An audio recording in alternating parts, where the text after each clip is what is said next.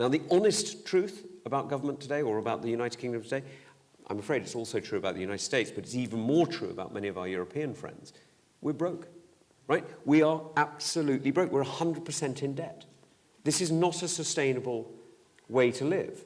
Now, we're going to have a very simple choice. Either we choose to cut, or the markets will choose what to cut. I'd rather we were sovereign and we chose. So the only party that's beginning to talk about it, and I thought Kemi's speech at the conference was rather good, actually, where she, for the first time, spoke about the fact that we can't afford this anymore. And she started to set out, it was early days, it's 4 years till the next election, she set out the fact that tax is a problem. And this is why I welcome very much that she started with stamp duty, because stamp duty is an obstacle not just to house sales. Of course, it's an obstacle to house sales, right? All taxes deter the activity that they're put upon, right? You tax cigarettes to stop people smoking, you tax booze to stop people drinking, you tax house sales, guess what you do? You stop people trading houses. But it doesn't just do that. What it does is it freezes people in place. So it makes it much harder for the rest of the economy to adapt and so on. So I think what she's doing, and I think she's doing absolutely the right thing, is unpicking those obstacles. And that's exactly what Margaret Thatcher did, by the way. It's exactly what innovative leaders do. They look at the obstacles and they address it pragmatically.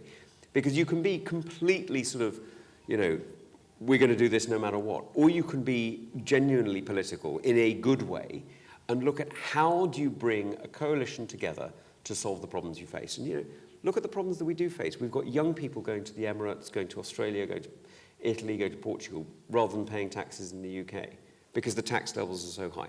That is deeply unhealthy. yeah. We need to make sure that young people have a stake in this society. At the moment, they don't get a house. They're lucky if they're in a stable enough position to have a family by the time they're 30. This is insane. This is the road to ruin. What we need to do is turn that around. Now, I think Kemi started that process, but there's a lot further to go. All right. I was going to say, hey, Tom, can the Tories come back? Yeah, we're going to win the next election. You're going to win the next election? Yes, I think we are.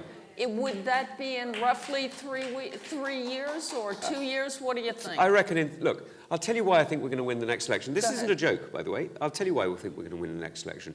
If we play this right, which we should, what we're going to do over the next year to 2 years is we're going to set out incrementally the economic answers that this country needs.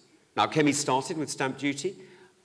I don't know what she's going to do next. I haven't spoken to her about it, but my guess is there's going to be something on inheritance tax, there's going to be something else on capital gains tax, and so on, right?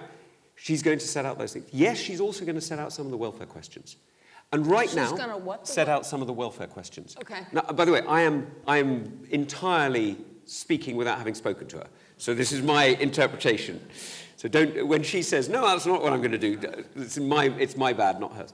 But she's also going to have to answer some of the welfare questions. Why is it okay that we've got triple the number of young people on sickness benefits? Completely insane. You've taken fit and healthy young people and turned them into slaves of the state. How is that good for them, let alone for the rest of us, right? It's not. So she's going to have to answer, how do we tax less, but also how do we liberate more? Now, both of those questions she's going to be setting out. And I tell you what, over the next 12 months, they're going to be really unpopular. Over the next 12 months, people will go, oh, you're so mean, you're so horrible, oh, God, evil, nasty Tories, isn't it terrible? Isn't it awful?